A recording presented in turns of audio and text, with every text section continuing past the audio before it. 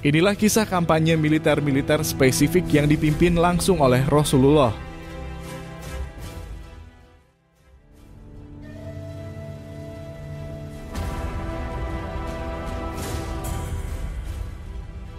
Kemenangan kaum muslimin dalam Perang Badar pada bulan Ramadan tahun kedua Hijriah bukanlah sekadar kemenangan dalam satu pertempuran. Ia adalah sebuah gempa politik, sosial, dan militer yang mengguncang seluruh jazirah Arab. Di Madinah, kemenangan ini mengokohkan posisi Rasulullah tidak hanya sebagai seorang nabi, tetapi juga sebagai seorang kepala negara dan panglima perang yang ulung. Kaum Ansor dan Muhajirin bersatu di bawah panji tauhid dengan keyakinan yang membara, melihat pertolongan Allah secara nyata di lembah Badar. Namun di luar dinding Madinah, gema kemenangan ini terdengar berbeda. Bagi kaum musyrikin Quraisy di Mekah, Badar adalah luka yang menganga, sebuah aib yang tak terperikan. Mereka kehilangan para pemimpin terbaik mereka, Abu Jahal, Utbah bin Rabi'ah, Syaibah bin Rabi'ah, Umayyah bin Khalaf, dan puluhan pemuka lainnya tergeletak tak bernyawa di sumur tua Badar. Api dendam menyala-nyala di dada setiap warga Mekah. Abu Sufyan yang kini menjadi pemimpin utama Quraisy bersumpah tidak akan menyentuh wewangian atau mendekati istrinya sampai ia berhasil membalaskan dendam Badar. Mekah dari seorang penindas yang angkuh kini berubah menjadi musuh yang terluka dan sangat berbahaya. Di sekitar Madinah, suku-suku Yahudi Bani Kainuka, Bani Nadir, dan Bani Quraisyah yang terikat oleh piagam Madinah mulai menunjukkan ketidaksenangan mereka. Awalnya mereka meremehkan kekuatan kaum muslimin. Namun, kemenangan di Badar membuat mereka cemas. Mereka melihat kekuatan baru ini sebagai ancaman langsung terhadap dominasi ekonomi dan pengaruh politik mereka di Madinah. Bani Kainuka adalah yang pertama kali secara terbuka menunjukkan permusuhan dan mengkhianati perjanjian yang berujung pada pengepungan dan pengusiran mereka dari Madinah. Peristiwa ini menjadi pesan jelas bahwa pengkhianatan dari dalam tidak akan ditoleransi. Ancaman ketiga dan yang menjadi fokus utama kisah kita datang dari suku-suku Badui yang tersebar di padang pasir luas di sekitar Madinah. Suku-suku ini seperti Bani Sulaim dan Bani Ghatafan hidup dari merampok dan menjarah. Gaya hidup mereka keras dan nomaden. Bagi mereka, kekuatan adalah segalanya. Munculnya kekuatan baru di Madinah adalah sebuah anomali yang mengganggu. Kemenangan Muslim di Badar membuat mereka terkejut, tetapi sekaligus melihatnya sebagai peluang. Mereka berpikir negara kecil di Madinah ini pasti menyimpan banyak harta rampasan perang dari Quraisy. Mereka mungkin kuat dalam pertempuran terencana, tapi mereka pasti rentan terhadap serangan kilat gaya Badui. Inilah panggung yang telah tertata. Madinah, sebuah pulau iman yang dikelilingi oleh lautan permusuhan Quraisy yang mendendam di selatan. Suku-suku Yahudi yang berpotensi berkhianat di dalam. Dan suku-suku Badui yang oportunistik di padang pasir sekitarnya. Dalam kondisi inilah Rasulullah menunjukkan kejeniusan strategisnya yang luar biasa. Beliau tahu bahwa bertahan secara pasif di Madinah hanya akan mengundang musuh untuk datang mengepung. Negara yang baru lahir ini harus proaktif. Ia harus menunjukkan bahwa ia memiliki mata untuk melihat, telinga untuk mendengar, dan tangan yang mampu menjangkau jauh untuk memadamkan api sebelum menjadi kebakaran besar. Beberapa saat setelah menyelesaikan urusan dengan Bani Kainuka dan merayakan Idul Fitri, tepatnya pada bulan Syawal tahun kedua Hijriah, ketenangan di Madinah kembali terusik. Sistem intelijen kaum muslimin yang terdiri dari para sahabat yang ditugaskan memantau pergerakan di sekitar Madinah dan para musafir yang datang dan pergi membawa sebuah berita yang mengkhawatirkan. Berita itu datang dari arah timur laut Madinah, dari wilayah yang dikenal sebagai Najd. Di sana dua suku Badui yang kuat dan terkenal akan kelihayannya berperang, Bani Sulaim dan Bani Ghatafan, mulai menunjukkan gelagat mencurigakan. Mereka adalah sekutu tradisional Quraisy dan memiliki hubungan dagang dengan Mekah. Setelah kekalahan Quraisy di Badar, mereka merasa terpanggil untuk membantu sekutu mereka sekaligus mencari keuntungan bagi diri mereka sendiri. Laporan intelijen yang sampai kepada Rasulullah sangat spesifik. Para pemimpin Bani Sulaim dan Bani Ghatafan telah mengadakan pertemuan-pertemuan rahasia.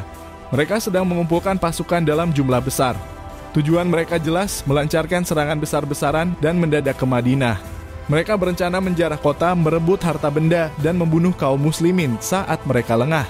Mereka meremehkan kemampuan Madinah untuk memproyeksikan kekuatan di luar kota. Mereka berpikir bahwa setelah Badar, kaum muslimin akan sibuk mengurus urusan internal mereka. Rasulullah segera mengadakan musyawarah dengan para sahabat senior. Berita ini tidak bisa dianggap remeh. Serangan dari Bani Sulaim dan Ghatafan akan menjadi bencana. Jika mereka berhasil mencapai pinggiran Madinah, mereka akan membakar kebun-kebun kurma, merampas ternak, dan meneror penduduk sipil, terutama wanita dan anak-anak. Pertempuran di dalam atau di pinggir kota adalah skenario terburuk. Disinilah kebijakan militer Rasulullah yang brilian mulai terbentuk strategi preventif. Daripada menunggu musuh datang ke depan pintu, lebih baik mencegat dan menghancurkan konsentrasi pasukan mereka di wilayah mereka sendiri. Keputusan pun diambil. Rasulullah akan memimpin sendiri sebuah pasukan untuk menghadapi ancaman dari Bani Sulaim dan Bani Ghathafan sebelum mereka sempat bergerak. Tujuan utamanya bukanlah pertempuran besar, melainkan untuk membubarkan persiapan mereka dan menunjukkan kesiapsiagaan Madinah. Perintah segera menyebar di Madinah. Siapkan diri kalian, kita akan berangkat. Seruan jihad ini disambut dengan semangat yang sama seperti saat menuju Badar. Para sahabat yang baru saja merasakan manisnya kemenangan tidak menunjukkan sedikit pun keraguan. Mereka adalah veteran-veteran Badar, para pejuang yang iman mereka telah teruji. Rasulullah mengumpulkan pasukan yang terdiri dari 200 orang sahabat, baik dari kaum Muhajirin maupun Ansor. Mereka semua adalah pasukan berkuda atau penunggang unta, menunjukkan bahwa ini adalah pasukan reaksi cepat yang dirancang untuk mobilitas tinggi. Setiap detik sangat berharga. Semakin cepat mereka mencapai wilayah musuh, semakin besar kemungkinan mereka untuk memberikan elemen kejutan. Sebelum berangkat, Rasulullah menunjuk seorang wakil untuk memimpin Madinah selama kepergian beliau. Dalam riwayat disebutkan nama Sibah bin Urfutah atau Ibnu Ummi Maktum radhiyallahu anhuma. Ini adalah prosedur standar yang menunjukkan betapa terorganisir dan rapinya administrasi negara yang beliau bangun.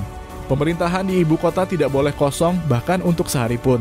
Panji perang berwarna putih diserahkan kepada Ali bin Abi Thalib, sang pemuda pemberani yang telah menunjukkan kepahlawanannya di Badar. Dengan Rasulullah di barisan terdepan, pasukan elit ini bergerak keluar dari Madinah di bawah terik matahari bulan Syawal. Tujuan mereka adalah sebuah sumber air yang bernama Al-Qudr yang terletak di wilayah kekuasaan Bani Sulaim. Tempat ini menurut laporan intelijen adalah titik kumpul utama bagi pasukan gabungan Bani Sulaim dan Ghathafan. Perjalanan ini bukanlah perjalanan yang mudah. Mereka menempuh jarak sekitar 3 hari perjalanan dari Madinah, melintasi medan gurun yang keras dan berbatu. Siang hari panas matahari membakar kulit dan malam hari udara padang pasir bisa menjadi sangat dingin. Namun pasukan ini bergerak dengan disiplin yang luar biasa. Tidak ada keluh kesah. Setiap langkah mereka dipenuhi dengan zikir dan keyakinan akan misi yang mereka emban. Rasulullah sebagai panglima tertinggi tidak hanya memimpin dari depan. Beliau juga menjadi sumber ketenangan dan inspirasi. Beliau memastikan pasukannya cukup istirahat, memeriksa kondisi tunggangan mereka, dan memimpin salat di setiap waktu yang telah ditentukan. Kehadiran beliau mengubah perjalanan yang berat menjadi sebuah ibadah, sebuah ekspedisi di jalan Allah. Moral pasukan berada di puncaknya. Mereka siap menghadapi musuh berapapun jumlahnya. Setelah 3 hari perjalanan yang melelahkan, pasukan Muslim akhirnya tiba di dekat sumber air Al-Qudr. Mereka bergerak dengan senyap memanfaatkan bukit-bukit pasir untuk menyembunyikan pergerakan mereka. Mereka bersiap untuk melakukan serangan fajar, waktu yang paling efektif untuk sebuah penyergapan. Para pengintai dikirim ke depan untuk memastikan posisi musuh. Namun saat fajar menyingsing dan pasukan Muslim mendekati kamp utama di Al-Qudr, mereka menemukan sesuatu yang tidak terduga. Tempat itu kosong. Tidak ada tanda-tanda pasukan musuh. Yang tersisa hanyalah jejak-jejak sebuah perkemahan besar yang ditinggalkan dengan tergesa-gesa. Api unggun masih sedikit hangat, beberapa peralatan masak tergeletak begitu saja, dan yang paling penting, ribuan jejak kaki dan unta mengarah menjauh menuju ke puncak-puncak bukit. Apa yang terjadi? Berita tentang pergerakan pasukan Muslim dari Madinah ternyata telah sampai kepada Bani Sulaim dan Ghathafan. Mungkin melalui mata-mata mereka atau para musafir. Mereka sama sekali tidak menyangka bahwa reaksi dari Madinah akan secepat dan sedahsyat ini. Mereka mengira akan punya waktu berminggu-minggu untuk bersiap. Ketika mereka mendengar bahwa Rasulullah sendiri yang memimpin 200 veteran Badar dan sedang menuju langsung ke jantung wilayah mereka, ketakutan melanda mereka.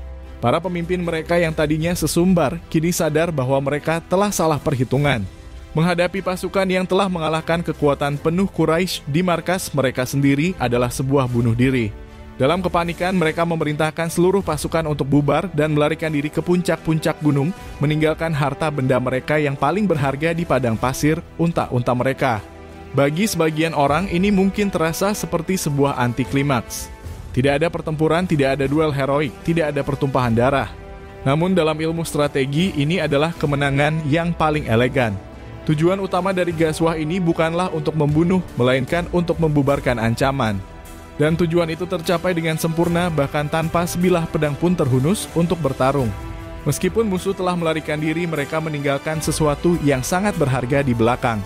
Pasukan Muslim menemukan kawanan unta dalam jumlah besar yang ditinggalkan begitu saja di lembah dekat Al-Qudr. Unta-unta ini adalah sumber kekayaan dan modal utama bagi suku Baduy. Para sahabat segera mengumpulkan unta-unta tersebut. Setelah dihitung, jumlahnya mencapai 500 ekor unta. Ini adalah harta rampasan perang yang signifikan. Disinilah aspek lain dari kenabian dan kepemimpinan Rasulullah bersinar, penerapan hukum Allah dalam pembagian harta rampasan. Beliau tidak mengambilnya untuk diri sendiri atau membagikannya sesuka hati. Beliau menerapkan aturan yang telah ditetapkan Allah dalam Al-Quran, khususnya yang kemudian diperjelas dalam surat Al-Anfal. Proses ini dilakukan dengan transparan dan adil, memperkuat kepercayaan dan kecintaan para sahabat kepada pemimpin mereka. Mereka melihat langsung bagaimana hukum Allah ditegakkan tanpa pandang bulu. Selain itu, ghanimah ini juga menjadi suntikan ekonomi yang penting bagi komunitas Muslim di Madinah. Setelah urusan pembagian selesai, Rasulullah dan pasukannya tinggal di wilayah Al-Qudr selama 3 hari. Kehadiran mereka di sana bukan tanpa tujuan. Ini adalah unjuk kekuatan. Selama 3 hari itu, bendera Islam berkibar dengan gagah di jantung wilayah Bani Sulaim. Pesan yang dikirim sangat jelas, kami telah datang. Kami bisa mencapai kalian kapanpun kami mau. Wilayah ini sekarang berada di bawah pengawasan kami. Setelah 3 hari, pasukan Muslim kembali ke Madinah dengan membawa kemenangan strategis dan harta rampasan perang. Kepulangan mereka disambut dengan sukacita. Misi telah berhasil dengan gemilang. Dampak dari Ghazwah Bani Sulaim di Al-Qudr ini jauh melampaui 500 ekor unta yang mereka bawa pulang. Ghazwah Al-Qudr adalah salah satu mata rantai penting dalam rangkaian peristiwa antara Badar dan Uhud. Ia menunjukkan bahwa kepemimpinan Rasulullah tidak hanya bersifat spiritual, tetapi juga militer dan politik. Beliau adalah seorang pembangun negara yang visioner, yang memahami betul bagaimana cara melindungi umatnya dan menegakkan wibawa negaranya di tengah-tengah lingkungan yang penuh permusuhan. Kisah ini meski tanpa denting pedang adalah kisah tentang keberanian, iman, dan kejeniusan strategi yang memastikan bahwa cahaya Islam di Madinah tidak akan pernah bisa dipadamkan. Ia adalah bukti bahwa terkadang kemenangan terbesar adalah pertempuran yang tidak perlu terjadi sama sekali.